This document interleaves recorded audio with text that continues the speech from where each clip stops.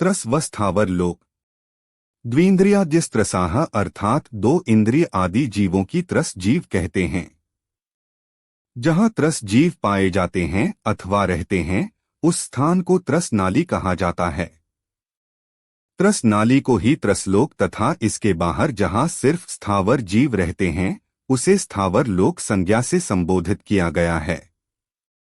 त्रस नाली की ऊंचाई त्रिलोकसार ग्रंथ में 14 राजू बताई गई है। इसे सामान्य स्थूल कथन जानना चाहिए।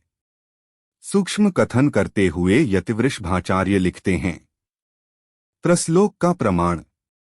संपूर्ण लोक के बहुमध्य भाग में 1 राजू लंबी, 1 राजू चौड़ी तथा कुछ कम 13 राजू प्रमाण वाली त्रसनाली है।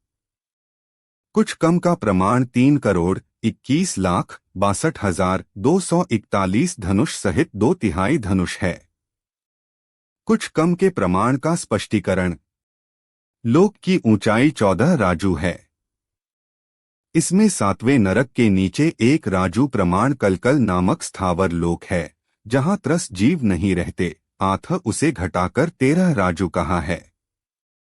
इसमें भी सप्तम नरक के मध्य भाग में ही नारकी त्रस हैं। नीचे के 3,999 सहित 1/3 योजन यानी 3,19,94,666 सहित 2/3 धनुष में नहीं है। इसी प्रकार ऊर्ध्वलोक में सर्वार्थ सिद्धि से 8वीं पृथ्वी के मध्य 12 योजन अर्थात 96,000 धनुष का अंतराल है। 8वीं पृथ्वी की मोटाई 8 योजन यानी 64,000 धनुष है और इसके ऊपर 3 वातवलय क्रमशः 4,000 धनुष, 2,000 धनुष एवं 1,575 धनुष की मोटाई वाले हैं। इस संपूर्ण क्षेत्र में भी त्रस जीव नहीं है। आथ मूल गाथा में 13 राजू ऊंची त्रस नाली में से 3,21,62,241 धनुष सहित 2/3 धनुष यानी 3,19,94,666 सहित 2/3 plus 96,000 plus 64,000 plus 4,000 plus 2,000 plus 1,575 धनुष कम करने को कहा है। स्थावर लोक 343 घनराजू प्रमाण वाले लोकाकाश में से त्रसनाली को घटाने पर शेष भाग में सिर्फ स्थावर जीव ही रहते हैं। आथ लोक के शेष हिस्से को स्थावर लोक कहा जाता है। त्रस जीव त्रसनाली में ही पाए जाते हैं, इसके बाहर नहीं। यहाँ यह बात विशेष ध्यान रखने योग्य है कि स्थावर जीवों का सद्भाव मात्र स्थावर लोक में ही नहीं है, अपितु संपूर्ण लोक में है। त्रसनाली के बाहर त्रसपना। कोई भी त्रस जीव त्रस नाली के बाहर स्थावर लोक में त्रस नाम कर्म के उदय सहित जन्म लेकर नहीं रह सकता और जा भी नहीं सकता। इस प्रकार यद्यपि त्रसनाली के बाहर त्रस जीवों का सद्भाव नहीं होता, तथापि कर्णानुयोग बहुत सूक्ष्म कथन करता है। अत्यंत सूक्ष्मता से देखने पर कुछ परिस्थितियों में त्रसपने का सद्भाव स्थावर लोक में भी संभव है। आचार्य नेमिचंद्र उपपाद एवं मारणांतिक समुद्घात की अपेक्षा त्रस नाली के बाहर भी त्रसपने का सद्भाव बताते हैं। आचार्य यतिवृषभ ने इन दोनों हेतुओं के साथ साथ लोकपूर्ण समुद्घात को प्राप्त केवली का आश्रय करके संपूर्ण लोक को ही त्रसनाली कह दिया है। इस प्रकार त्रस नाम कर्म के उदय वाले जीव का सद्भाव स्थावर लोक में होने संबंधी 3 परिस्थितियां हो सकती हैं। 1. उपपाद। जीवन पूरा होने के पश्चात नवीन पर्याय की आयु के प्रथम समय को उपपाद कहते हैं। जिन एकेंद्रीय जीवों ने स्थावर लोक में त्रस नाम कर्म बांधकर मरण किया, वहां स्थावर लोक में ही त्रस नाम कर्म का उदय आने से उपपाद की अपेक्षा त्रसपने का सद्भाव स्थावर लोक में समझना चाहिए। 2. मारणांतिक समुद्घात। आयु पूरी होने के अंतर्मुहूर्त पहले शरीर से आत्म प्रदेशों का बाहर निकलकर बद्धायुष्क के अनुसार जहां उत्पन्न होना है, वहां छूकर लौट आना मारणांतिक समुद्घात कहलाता है। इस अपेक्षा भी किसी त्रस के आत्म प्रदेशों का गमन स्थावर क्षेत्र में संभव है। 3. लोकपूर्ण समुद्घात। 13वें गुणस्थान के अंत में आयु कर्म को छोड़कर शेष 3 कर्मों की स्थिति क्षय करने के लिए केवली भगवान के दंड, कपाट, प्रतर और लोकपूर्ण आकार से आत्म प्रदेशों का शरीर से बाहर निकलना केवली समुद्घात कहलाता है। इस समुद्घात की परिस्थिति में केवली के आत्म प्रदेश संपूर्ण लोक में व्याप्त हो जाते हैं। फलतः संपूर्ण लोक में त्रस्पना व्याप्त होने का प्रसंग बनता है। उक्त 3 विवक्षाओं से त्रस्पने का सद्भाव स्थावर लोक में भी कहा है। कर्णानुयोग में बहुत अल्प समय की गणना करके यह बात कही है। सामान्य रूप से त्रस जीव त्रसनाली के न बाहर होते हैं, न जाते हैं और न जन्मते हैं। समस्त रचनाएं त्रसनाली में। अधोलोक, मध्यलोक व ऊर्ध्वलोक की विचित्र रचनाएं यथा ऊर्ध्वलोक के 16 स्वर्ग, 9 ग्रैवयक, 9 अनुदिश, 5 अनुत्तर आदि विमान, मध्यलोक में असंख्यात द्वीप समुद्र तथा अधोलोक में नारकियों के 84 लाख बिल, भवनवासी एवं व्यंतरों के आवास स्थान आदि सभी इस त्रसनाली में ही हैं। इसके बाहर सिर्फ स्थावर जीव रहते हैं। इन समस्त रचनाओं की चर्चा अलग से की जा रही है। त्रस पर्याय प्राप्ति की दुर्लभता।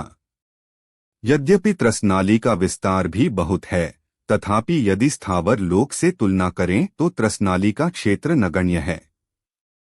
संपूर्ण लोक अर्थात 343 घन राजू प्रमाण क्षेत्र में सुई के अग्रभाग जितना हिस्सा भी ऐसा नहीं है जहां स्थावर एकेंद्रीय जीव न हो। एकेंद्रीय जीवों की तुलना में त्रस जीव अनंतवे भाग हैं, अर्थात त्रस जीवों से स्थावर जीव अनंत गुणे ज्यादा हैं। इतना ही नहीं, एकेंद्रीय से त्रस पर्याय की प्राप्ति होना भी अत्यंत दुर्लभ है। अनंत एकेंद्रीय जीवों में से किसी एक जीव को त्रस पर्याय में आने का अवसर मिलता है। इसीलिए छहढाला में दौलतराम जी ने लिखा, दुर्लभ लही ज्यों चिंतामणि, त्यों पर्याय लही त्रस्तनी। उन्होंने 2 इंद्रिय जैसी त्रस पर्याय की प्राप्ति की दुर्लभता के संबंध में चिंतामणि रत्न का उदाहरण दिया है। यह कोरी कल्पना नहीं है, वस्तुस्थिति है। लट जैसी पर्याय प्राप्त करना इतना दुर्लभ है तो इससे आगे बढ़कर 3 इंद्रिय चींटी आदि, 4 इंद्रिय मच्छर आदि तथा पंचेंद्रिय तिर्यंच आदि से भी ऊपर आकर मनुष्य जीवन प्राप्त करना कितना दुर्लभ होगा। भगवती आराधना में मनुष्य भव प्राप्ति की दुर्लभता बताते हुए लिखा है कि अनंत संसार सागर में मनुष्य पर्याय पाना दुर्लभ है, क्योंकि मनुष्य क्षेत्र अल्प है। तिर्यंच तो सब जगत में उत्पन्न होते हैं तथा मनुष्य पर्याय में जन्म लेने के कारणभूत जो परिणाम हैं वे दुर्लभ हैं।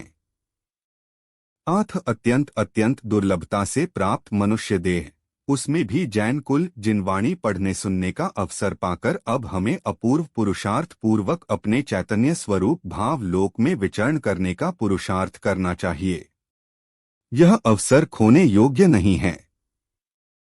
निश्चय लोक, आध्यात्मिक लोक। जैनाचार्यों ने अपनी अनेकांतिक दृष्टि से लोक शब्द का प्रयोग कभी बाह्य जगत के लिए तो कभी अंतरंग जगत के लिए किया है। जैन शास्त्रों में षट द्रव्यात्मक लोक के अतिरिक्त निज चैतन्य आत्मा के लिए भी लोक शब्द का प्रयोग किया गया है। ऊर्ध्व, मध्य एवं अधोलोक की चर्चाएं बहिर्मुखी होने से व्यवहार से लोक कही जाती हैं। निश्चय से तो अपना आत्मा ही लोक है। लोक का स्वरूप स्पष्ट करते हुए अनेक ग्रंथों के प्रमाण पूर्वक बताया गया है कि जहां 6 द्रव्य पाए जाते हैं वह लोक है।